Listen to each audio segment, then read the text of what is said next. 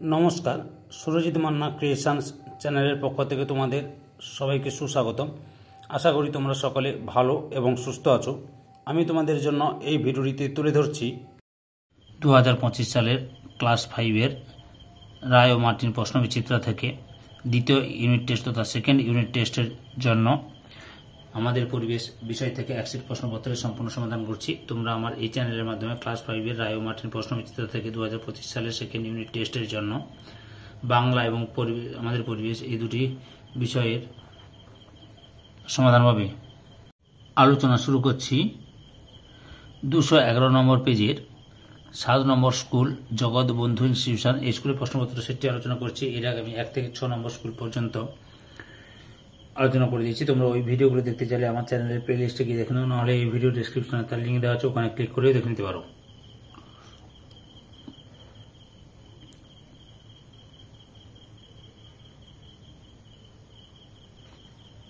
একের দাগে সঠিক উত্তরটি বেছে নিয়ে লেখো।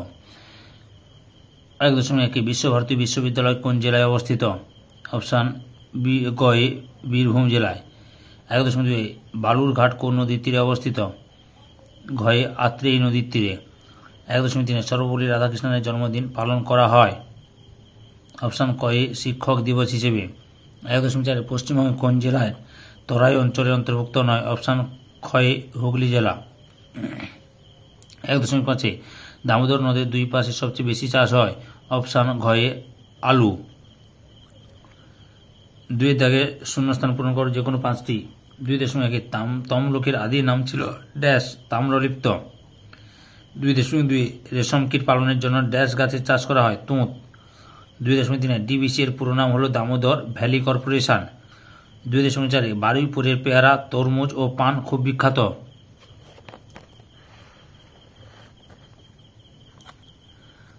2.5 আবুল কালাম আজাদ স্বাধীন ভারতের প্রথম শিক্ষামন্ত্রী। 2.6 নদিয়া জেলার শান্তিপুর রাজমেলার জন্য বিখ্যাত। 2.7 পশ্চিমবঙ্গের সুন্দরবনের অংশে মোট 135টি দ্বীপ আছে। 3 দাগে সত্য মিথ্যা লেখ যে কোনো 4টি। 3.1 কেলেঘাই ও কংসাবতী নদী মিশে তৈরি হয়েছে হলদি নদী, সত্য। 3.2 বেথুয়া ডহরি বন পুরুলিয়ায় আছে, মিথ্যা। নদিয়া জেলায় আছে বেথুয়া ডহরি বন। 3.3 ডায়মন্ড হারবারে চিংড়ি খালি দুর্গের ভগ্নাবশেষ আছে, সত্য। 3.4 ভগিনী নিবেদিতা নিজের জীবনে পরোয়া না করে প্লেগ রোগীদের সেবা করেছিলেন, সত্য। 3.5 বিরসা মুন্ডা ইংরেজদের বিরুদ্ধে লড়াই করার জন্য বাঁশের কিলা বানিয়েছিলেন, মিথ্যা। তিতুমির বানিয়েছিলেন। 3.6 মানুষ কখনোই নিম পাতাকে কীটনাশক হিসেবে ব্যবহার করেনি, মিথ্যা। কীটনাশক হিসেবে ব্যবহার করেছেন। 4 দাগে ক স্তম্ভের সঙ্গে খ স্তম্ভ মিলিয়ে লেখো যে কোনো 4টি। 4.1 পশ্চিমবঙ্গের সর্বোচ্চ পর্বতশৃঙ্গ? ঘয়ে সান্দাকফু। 4.2 কুলিক পাখিরালয়, চয়ে রায়গঞ্জ। 4.3 ছৌ নাচের জন্য বিখ্যাত? উঁতে পুরুলিয়া। 4.4 গান্ধীবড়ি, কতে মাতঙ্গিনী হাজরা। 4.5 রেলের ইঞ্জিন তৈরি কারখানা? গতে চিত্তরঞ্জন। 4.6 নিত্যবহ নদী? খতে তিস্তা। 5 দাগে নিম্নলিখিত যে কোনো 3টি প্রশ্নের উত্তর দাও। 5.1 নদীমাতৃক সভ্যতা বলতে কি বোঝো?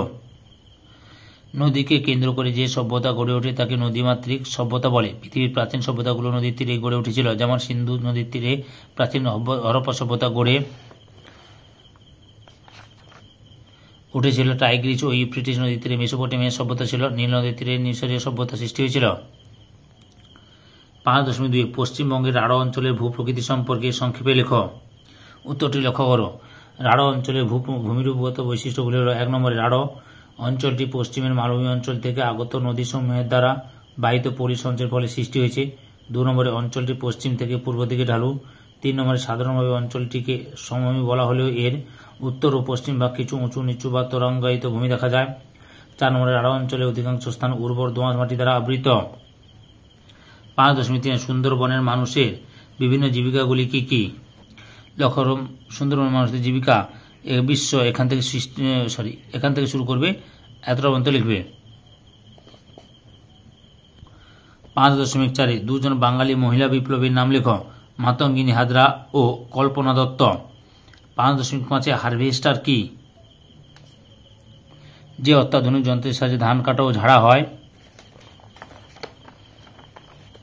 তাকে হারভেস্টার বলে। হারভেস্টারের সাহায্যে ধান কাটা, মাড়াই, ঝাড়াইয়ের মাধ্যমে ধানকে খড় থেকে আলাদা করে এক জায়গায় জড়ো করে রাখা হয়। হারভেস্টারের ব্যবহার মানুষের পরিশ্রম ও সময় দুইই কমিয়ে দিয়েছে। 6 দাগের নিম্নলিখিত প্রশ্নগুলি 3-4টি বাক্যে উত্তর দাও। 6.1 সবুজ বিপ্লব বলতে কি বোঝো? সংজ্ঞা এখান থেকে শুরু করবে, আয় বৃদ্ধি পায়, এতরবন্ত লিখবে। 6.2 আমার সোনার বাংলা আমি তোমায় ভালোবাসি গানটি সম্পর্কে যা জানো লেখো। শিলাইদহ অঞ্চল দেখে রবীন্দ্রনাথ আমার সোনার বাংলা গানটি লেখেন। রবীন্দ্রনাথ ঠাকুর বাংলা ভাগের প্রতিবাদে আমার সোনার বাংলা গানটি লেখেন। আমার সোনার বাংলা বাংলাদেশের জাতীয় সঙ্গীত।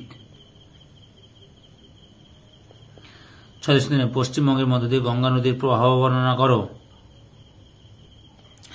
গঙ্গা নদী পশ্চিমবঙ্গের মুর্শিদাবাদ জেলায় ঢুকেছে, তারপর দুটো ভাগ হয়ে গেছে।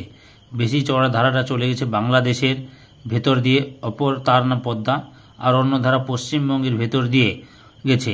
মুর্শিদাবাদের মিঠিপুর থেকে নদিয়ার নবদ্বীপ পর্যন্ত এই ধারাটির নাম ভাগীরথী, আর নবদ্বীপের পর থেকে এর নাম হুগলি নদী। এই ভাগীরথী হুগলি নদী ডায়মন্ড হারবার হলদিয়া পেরিয়ে আরও দক্ষিণে গিয়ে বঙ্গোপসাগরে মিশেছে। বুঝতে পেরেছ?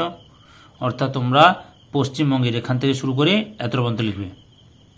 এই ভিডিও লাস্ট প্রশ্ন 6.4 লুপ্তপ্রায় মাছেদের রক্ষা করার জন্য কি কি করা উচিত? এই যে লুপ্তপ্রায় এখান থেকে শুরু করে সচেতন করতে পারে এত পর্যন্ত লিখবে। সম্পূর্ণ ভিডিওটি থেকে আমার চ্যানেলে পাশে থাকার জন্য তোমাদের সবাইকে অসংখ্য অসংখ্য ধন্যবাদ।